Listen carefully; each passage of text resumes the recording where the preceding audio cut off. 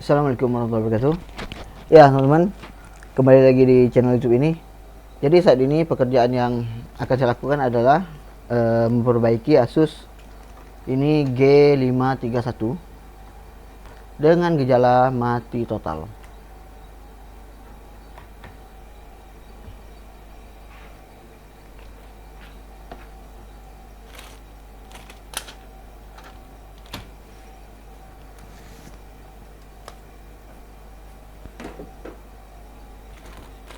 Ini boardnya warna merah.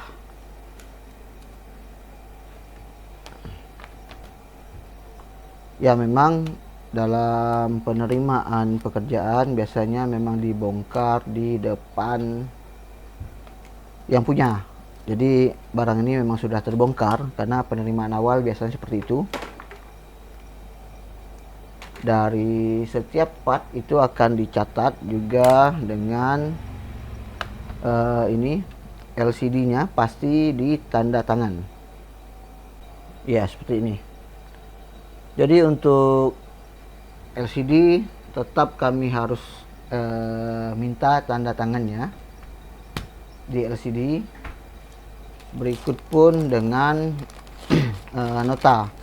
Di sini nota juga tertulis harddisknya merek apa, dengan kapasitasnya berapa, dan serial numbernya berapa. Begitu juga dengan RAM, berapa kapasitas RAM dan apa merek RAM-nya. Jadi semua part number itu memang dicatat dari awal saya menerima pekerjaan untuk diperbaiki. Jadi begitulah proses ini perbaikan yang kami lakukan dalam menerima perbaikan. Jadi unitnya seperti itu ya gambarannya. Berikutnya tinggal kita lanjut untuk mengecek motherboardnya atau menganalisa motherboardnya, apa yang bermasalah pada motherboard ini. Ya, motherboardnya mati total.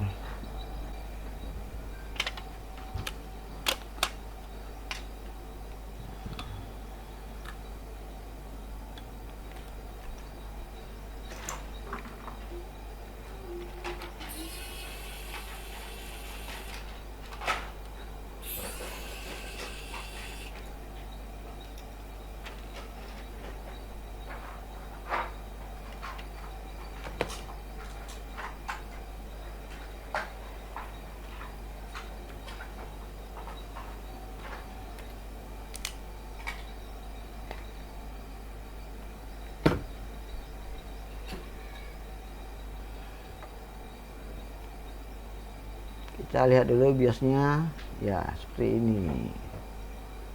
Oke, sepertinya belum pernah dibuka sama sekali atau belum pernah dikerjakan.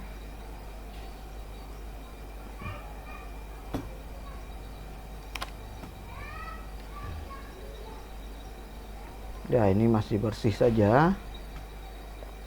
Oke, ada yang tidak bersih. Yang ini di sini ada timah, lumayan besar timahnya. Dan berikutnya di sini dapat kita lihat ya, ini pernah dikerjakan. Ya mungkin area ini saja.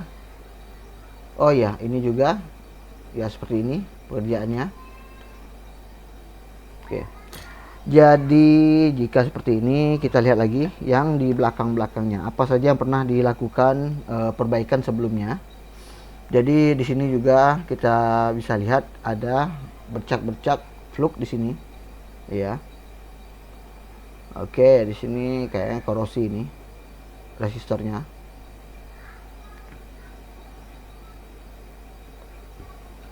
Ya, di sini untuk melihat yang pernah dikerjakan, bukan untuk ini ya, untuk menyalahkan atau apapun. Jadi karena dilihat dari pekerjaan yang pernah dilakukan itu, jadi saya bisa fokus untuk memperbaiki atau merapikan yang mana dulu. Setelah itu baru saya lanjut untuk menganalisa bagaimana tegangan atau permasalahan pada motherboard ini. Jadi yang di sini ini harus saya bersihkan dulu agar saya mudah untuk melakukan analisa. Jadi setidaknya saya akan coba dulu mengukur area ini apakah memang terjadi masalah atau tidak, karena di sini pernah dilakukan pekerjaan yaitu merapikan atau menyolder ini. Bisa jadi area ini tetap area ini yang menjadi sumber masalah atau tidak.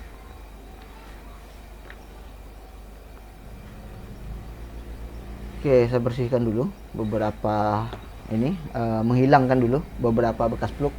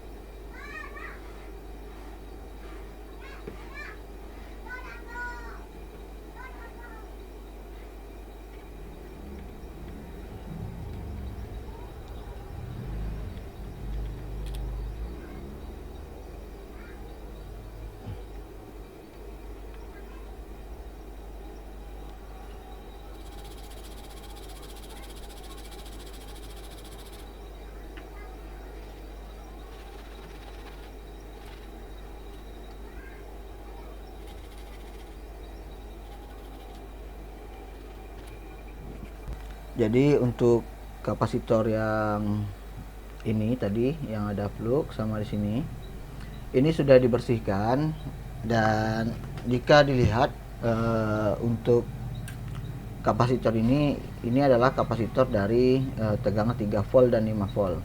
Jadi ini yang dipasang harusnya bukan yang seri D, tapi biasanya seri-serinya seperti saya lupa juga ujungnya seri berapa. Yang pasti bukan kapasitor ini saya lepas dulu dan saya ganti yang sesuai ya, atau ini saya biarkan saja dulu sambil mengukur tegangannya. Jadi jika diberikan tegangan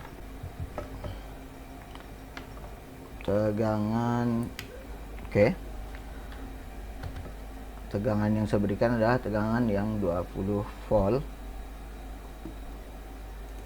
Sebentar, saya konekkan dulu.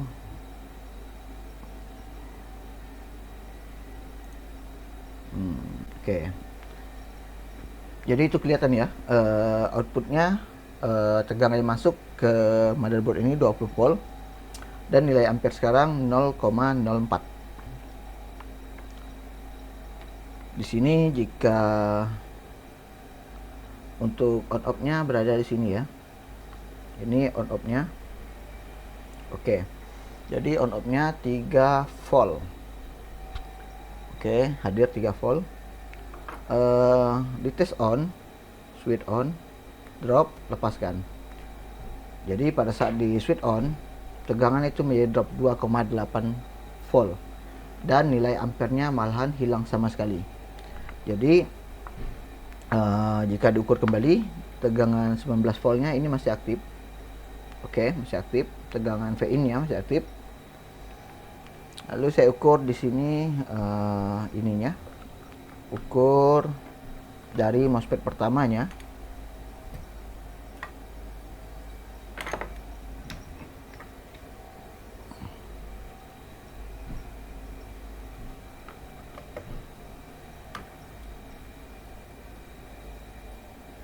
Yap, ini dari jack power. Ini jack powernya. Oke, lalu masuk ke ini lilitan sepertinya, masuk ke MOSFET N channel ya, keluar gate nya betul atau tidak. Ya, gate-nya betul 25 volt, lebih tinggi dia karena aktifnya high. Oke. Dan di resistor pertama ada tegangan. Dan diukur kembali tegangan yang di switch on off. Switch on off ini masih drop 2,8 volt. Lepas dulu check powernya. Oke. Jadi jika dilepas di power ini masih ada tegangan 2,8 volt. Ukur yang di VN ya.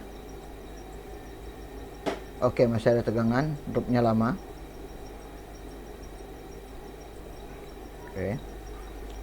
Jadi saat ini saya kembalikan asal dulu, atau ganti dulu kapasitor yang sesuai.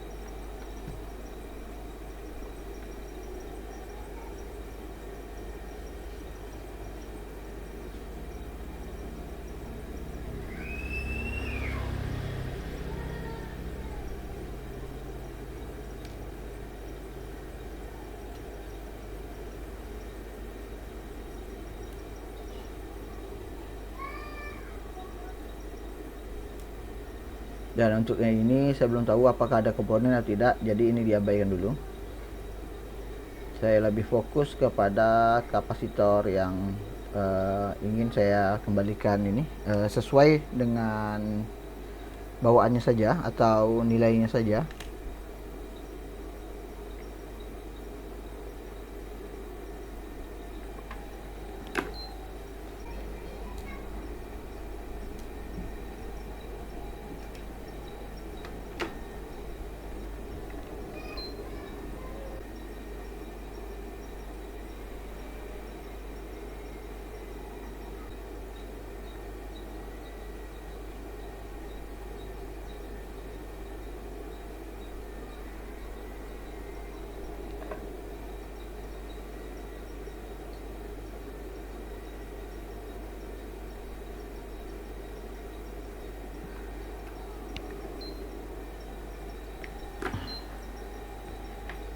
Oke, jadi dua kapasitor ini tidak saya gunain. Tes lagi.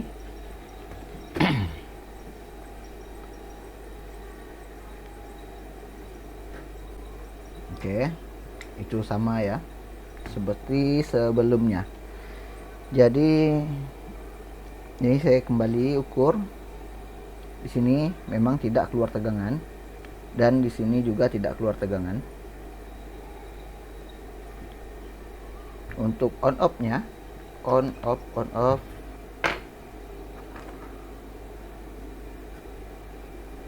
tadi di sini ya. Tes on.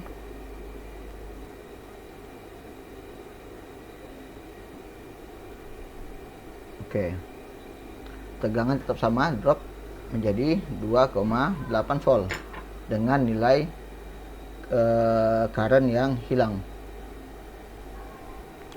Dan ukur dulu LDO 3 dan LDO 5. LDO 3 dan 5 posisinya di sebentar.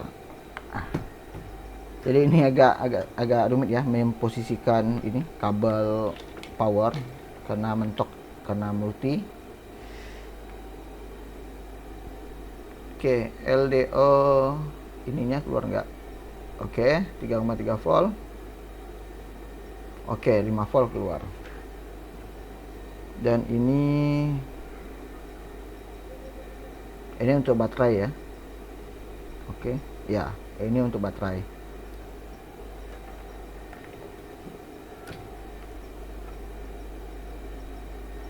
Untuk baterai di sini Pibat.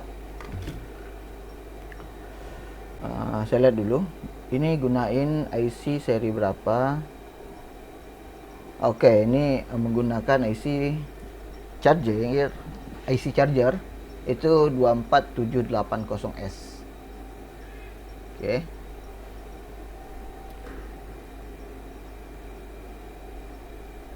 Dan atasnya ini oke. Jadi jika dilihat seperti ini, maka ada yang agak aneh di sini, yaitu ini resistor yang ini terhubung langsung seperti ini. Sepertinya jalurnya sempat pernah rusak jalurnya. Oke, ini juga sudah pernah di resolder atau disolder ulang atau diganti. Coba lihat skemanya lagi.